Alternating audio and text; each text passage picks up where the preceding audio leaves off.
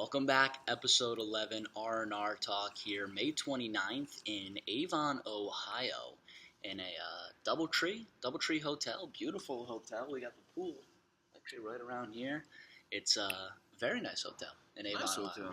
Yeah, the acoustics this morning are going to be interesting, but Should have some good sound here. We're in like a second deck lobby here, which is perfect for the R&R Talk. Episode 11 already on the season, and we just came off of our series opener of a 3-game series with the Lake Erie Crushers. We're breaking down the past 2 games, and it's 2 wildly different games for the Y'alls. Obviously, what ended up being the finale against the Evansville Otters after Game 3 was canceled on account of rain, a 20-2 victory for the Y'alls, breaking a 6-game losing streak, and then coming here and you get shut out 5-0.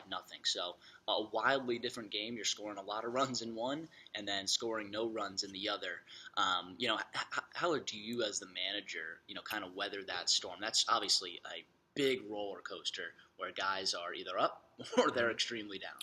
yeah, there's a couple things that go into it. You know, that going into that Evansville series, we had a discussion, and I thought that I got the answer from the team that I wanted. Even in that first game, we said we put up that crooked number in the second. Yep. But as far as offensively, we did exactly what we needed to do. We kept passing the stick, kept working good ABs, kept punting our pitches, and we were in control and dictating the pace. We did that the whole entire game. The second game against Evansville, nobody let off the gas at one moment, even when guys were getting 6 ABs. But nobody was letting off the gas pedal to finish up. And then yesterday, it was kind of, I thought it was a little searching to do something, forcing it on the bases a little bit again, forcing it at the plate in some situations where it might have been a little bit too early.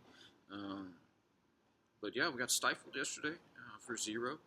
I didn't see anybody at third base. I didn't give knocks to anybody at third. Crazy. Yeah, so no one advanced past second yesterday. Only 4 hits for the Y'alls. Was that just a good pitcher, Eisenbarger, or what was it? You got to tip your cap because you can't say that he wasn't a good pitcher. Then I'm saying I got a bad offense, which is not the case. But I mean, good pitching does be good hitting. But as far as good, I would say he executed pitches that were called for him. I think they have a good catcher behind the plate. I'll say that. Probably knows what he's talking about, knows what he's doing, knows how to pick up the strikes. You can see the way a veteran catcher can kind of control a staff a little bit. And I thought that was done. I thought they attacked us well. First time through, second time through, adapted their plan a little bit, changed their approach. I thought we got out of ours. So there's 2 different things, having a plan and having an approach. The plan that we have as a team, your approach to how we implement that plan is you. It's up to you. It's unique. But I thought we kept trying to force a plan, trying to do something that we weren't, instead of just letting it happen, letting it go for you. But, we get those 2 days off. We've had 2 days off for the past 3 weeks, and it's felt weird. It's kind of felt like that a little bit getting back into a rut, getting out of a rut kind of thing. Yesterday was our first game, getting off a bus and playing, going to a place. Yeah. So that was cool for me to get to see. I mean, I know guys feel fresh, especially after those 2 days off, but you don't feel as fresh as you think. I thought we had good energy during BP, pregame stuff. I thought all that was flowing well. And then I thought really up till the fourth, fifth inning, I thought we started pressing a little bit as an offense, trying to actually get guys in scoring position rather than just kind of let it happen in a close ball game. But what else you got? It really felt like that Game 1 against Windy City where no one was hitting. Both teams were kind of falling off. No one was having that big hit, and we didn't really see a big hit yesterday. It just so happens that Lake Erie was getting their singles that produced a little bit of runs there.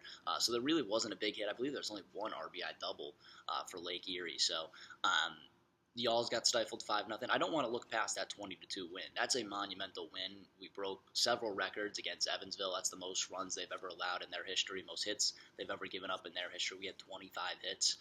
Had a lot of good offensive performances. TJ Reeves, Ed Johnson, just to name 2 that really stood out in that entire series. Both with those performances, raised their averages to over 300, which was amazing to see. So a lot of good offensive stuff there. You also saw some good pitching from Edgar Martinez there, and that's his season debut. What'd you see from Edgar that you liked? I was pleasantly surprised at his ability to be able to maintain his stuff inning to inning. Command was a little bit better than I thought. Fell back in love with his breaking ball a little bit, which wasn't bad for him. I think it worked. His always go-to is his changeup, so that was nice for him to be able to have feel with.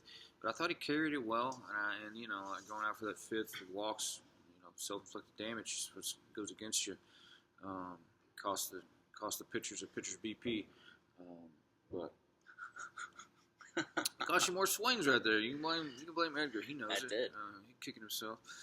But no, I thought he was good, and I thought it was a good boost for the team. Knowing we got arms loaded, knowing we got guys that were coming up that are ready, that are hungry, that want to win, that want to pitch for the team, it was good to see him be able to do that. Yeah, and that's going to be extremely important in these next few weeks. Can't really say why yet, but you guys will find out soon enough. Going to have some changes to the pitching staff. Yeah. What's your plan in going into that? You don't have to say anyone specific, but what are you kind of looking for? As you're hunting out there. Just like I said with Edgar coming on, is somebody who brings some energy, somebody who does bring a little life to the team, that wants to be out there and fight for the guys. Those position players are out there, boots on the ground. I mean, those guys are out there every single day grinding. And so I want someone who's coming on that bump. It's going to give me a little bit of length and show the same type of excitement and tenacity on the mound as I believe the guys do behind him. Yeah, and I thought the guys, they still were getting, some life there. As I looked down to the dugout, they were never, sitting on the bench or, they were always into the game, still cheering on their teammates. I definitely still thought they had that camaraderie. Just didn't fall for them yesterday.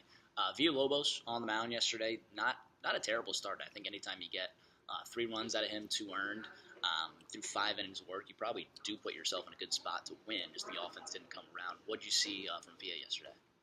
No, he does. He pitched here last year, so I know he's comfortable on the mound. Like we said there before the game, had a couple hours before the game, had to have a little bit of a switch. So he's originally slotted to start today. And it didn't really catch him off guard, or he was prepared because we were planning on that happening before we pushed that Sunday game. So it really wasn't anything that was going to deter him. But I thought that he danced out of some traffic in some tight spots. I also thought that he got ahead really well, but I thought he was unable to get out of the heart of the plate with 2 strikes. That was all their damage. Yeah. All those hits, a lot of those are in 1-2 counts. So being able to put guys away there, they know how he pitches, they know how he attacks, so they're jumping him a little bit more early in those counts. And then, like I said, when he's way ahead, they've seen all the weapons he took to get ahead. Yeah. And now it kind of dulls him a little bit to put him away. But no, he's getting stronger. He's getting better, and I'm excited to see him go out for his next one. He'll have one on Sunday, so we kept him a little bit short there at 5 that way because he's got 2 starts this week that he originally wasn't going to have yesterday going into it. So, no, yeah, you're right. I mean, it's him being able to go that length and be able to keep the game that close. One of the things in the offense, and I think me and Craig talked about this, and he was not frustrated about it, but I think his eyes open to it because the 2 games he has not played that we went on the road, there's been 19 innings, we've scored 1 run. Wow. So he's just sitting there watching it. With those days off are scheduled for him, especially coming off some bus trips, some early games, trying to keep him as healthy as possible. So being able to give him some days off after a bus ride or, a weird turnaround is good for him. Yeah. And it's good for him to be in the dugout and help talk to guys about their approach and just kind of be a part of that dugout. But not having him in the lineup, I can't say it completely changed the offense. Yeah. But as far as the leadership throughout that, to continue to stay with your approach, I think he provides that stellar piece at the top. Like, he's going to do himself. He's not going to be afraid to hit 2 strikes. Yeah. He's going to be calm in the box. He's going to be a hitter. He's going to move guys when he needs to move them. Like, he sets that example. So I can say maybe missing that. It has a little bit of effect, but not to the extent of you're scoring 1 run in 19 innings. Yeah, I mean, even when Craig was 0 for his last 19, he was still doing situational things. He was still getting it done. He's seeing Uh, 5 or 6 pitches. He's exactly. fighting stuff off. He's moving guys over. Yeah. Was still doing a lot, still producing for a team. So the Ageless Wonder, suffice to say, probably going to be in the lineup tonight. Let's talk about one more thing. You signed Logan Campbell here, actually, before the road trip. What'd you see from Logan? I know we saw him in a sim game. What'd you like from him? Yeah, I like his story. I talked to him this off season back in, I think it was around December. And then he chose to go to get some opportunities to go with Lexington in the Atlantic League, which I don't blame him. And then, but he's coming off of Tommy John, and so he needs a certain type of, dipping his toes back in the water type of feel and understanding in order to build enough innings to feel confident on the mound. I think up there he got rushed into some games, throwing back to back, like didn't exactly know what was going on type of deal. But he did get some innings in there. Got released from there. He reached out to me, wanted to come up, willing to come to a sim game, and I like his stuff. I mean, he's showed up that sim game like 4 to 6, and with a little bit of cut action, ability to throw a slider for strikes, and then I like the conversation I had with him. We have some mutual friends throughout professional baseball that I trust, that I know. So that kind of helped me be able to pull the trigger on the type of guy he is and what he's going to be able to provide for that pen.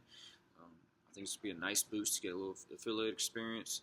I think he's a worker. He's a dog on the mound. He's going to be there for the team. He's going to be there to get out, and he's going to be there to do his thing for the guy next to him. Yeah, I like what I've seen just from your additions here. 2 additions to the pen, Gage Bim and now Logan Campbell. I was able to see Campbell definitely in that sim game, and I immediately asked, I go, who's this guy? So, really good to see. Hopefully, bring some life to the pen. Some electric arms there that have played an affiliated ball with some experience that they're trying to get back there after coming back from some injuries. But probably some more additions coming throughout the week. So stay tuned. As always, you can catch us today. It's an afternoon game, so 1:05 start Eastern time. Catch us on Flow Sports or on Meridix. If you want the links to those, they'll be on the Twitter. I believe they might be on the Instagram as well. But feel free to follow up, and looking forward to seeing you then. Thanks all.